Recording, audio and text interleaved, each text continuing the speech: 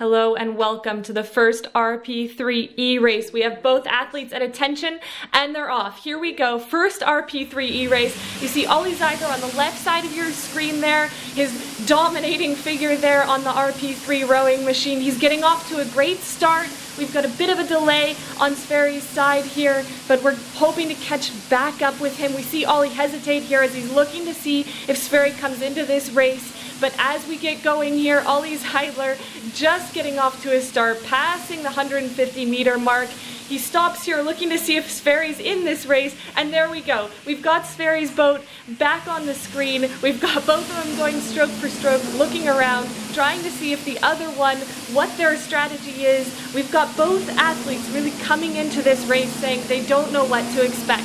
This is their first E-race. They're on the RP3 rowing machine. They're looking at on-water speed time, so they're really not sure what their strategy is. And both of them were saying early in an interview before this race that they're going to look to see what the other one does in the first 1,000 meters and then make their move. So right now they're crossing that 300 meter mark. Both of them looking strong. You can see their nice relaxed faces here. Ollie Zeidler just pushing away. And then we get Sverri Nilsson coming back into the picture here. They're really going stroke for stroke here as we come into the first 500 meter mark. We're going to be looking at those split times, trying to understand how this actually compares to on-water racing. So in an on-water race, we'd expect them to go across in about 1:37. So they're going just a bit slower than that. Now we're seeing they're coming across the 500 meter mark here, going at about a 1:45 through that first 500 meter mark. So that's relatively slow in a men's single, but I think both of these athletes are really looking to see what the other one's going to do here and then decide what move to make. So, you know, just to give a bit of a background on these two athletes, Ollie Zeidler, current world champion in the men's single sculls, just a dominating force really coming up. He's very young, 23 years of age. He weighed in this morning at 103 kilos.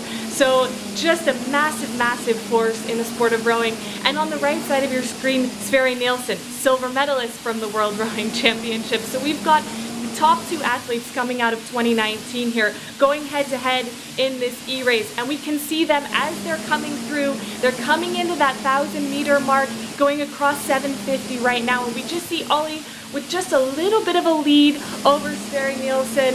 They're just kind of looking, seeing what the other one's going to do, but both of them remaining pretty calm through the second 500 meters. They're just trying to find that rate. If you compare it to their World Championship race of last year, this is kind of how they did it too. They were starting off strong, really fast out of the blocks, and then that second 500 meters was relatively slow for both of them, trying to come down, find that rhythm, find that rate. And as we're going to cross into that third 500 meters, that's when the pain really comes across the faces of these two athletes. That's when it's going to start to hurt. So now we're going into that second half of this race. We're going to look at the time here. A bit slow. They're coming across that 1,000 meter mark at 3:26. So in a men's single, that's a relatively slow race, but let's see if they start to pick it up as they come through that third 500. They see where the other one's at. Sverri Nilsson needing to make a bit of a move here if he wants to get back on Ollie Zeidler. Ollie saying in his interview yesterday that he was going to try and really pull out all the stops in that second 1,000 meters. So let's see. Yeah, we can just see him starting to raise his rate here. He's starting to breathe a little harder. It's really interesting to see that stroke of Ollie Zeidler a little bit shorter through the front end. He stays quite upright with his body. He's got 2 meters to play with, so he's got quite a bit of length to play with. He doesn't have to extend quite as much as Sverri Nilsson does. But we see through that third 500 meters, Ollie Zeidler really pulling out the stops. Sverri Nilsson taking it up here, trying to get back on him, and we're just having a little bit of a breakup in the video from Sverri Nilsson, so it's hard to tell if he's really staying with Ollie, but right now I have him just about 30 meters behind Ollie Zeidler in this third 500 meters. These two incredible athletes, both young, both coming up into the field in the last couple of years. Ollie Zeidler really only starting international rowing in 2018, coming from a swimming background. And Sverri Nilsson has been on the rowing scene since 2012, but he's really started to come into his own in the last year. So it's really amazing to see these two. Their Olympic season postponed for another year. This is their one race of the season at the moment, and they're absolutely going for it. They're going to come into the last 500 meters here. We see Ollie Zeidler just with about a 15-meter lead ahead of Sverri Nilsson, and the question is going to be, just like at the World Championships, who has the power coming in to these last 500 meters? And we can absolutely see they're starting to pull out the stops. I love it. Their faces stay calm. They're really picking up the rate here. You see Ollie Zeidler with that nice short stroke, just driving through the legs there, and then Sverri Nilsson with a bit of a longer stroke, pushing through his back here. We're going to come into the last 350 meters, and you can really see Ollie is going for it. He wants to win this race, but Sverri is not letting him get away. So we're going to see who has that sprint into the final part of this race, looking at a totally normal on water boat speed time. Different for these two. It's the first time they've ever done this on an indoor rowing machine, and we've got Ollie Zeidler with about 25-meter advantage ahead of Sverri Nilsson coming into the final sprint. Yes, and now we see the pain on their face. You can see Ollie Zeidler just starting to grunt here. We see Sverri Nilsson trying to make his comeback.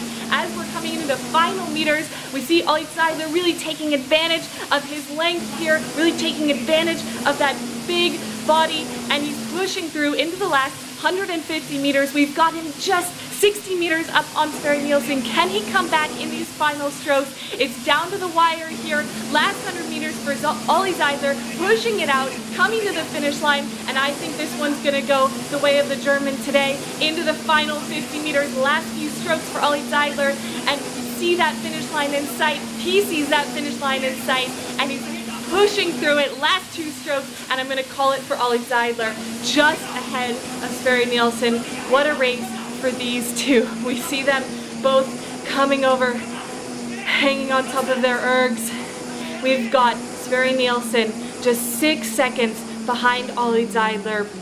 Ollie Zeidler coming in at a 6:43.7, so that's a very quick 2K time, on water 2K time. In fact, that's just slightly slower than his fastest time ever on the water. So we're really looking at that to compare. What a race between Ollie Zeidler. We see him just climbing off the erg there, and we see Sverri Nilsson also finding his spot on the floor. We're going to catch up with both of these guys once they've caught their breath. So check in back in a few minutes. Thanks for watching the first ever RP3 E-race.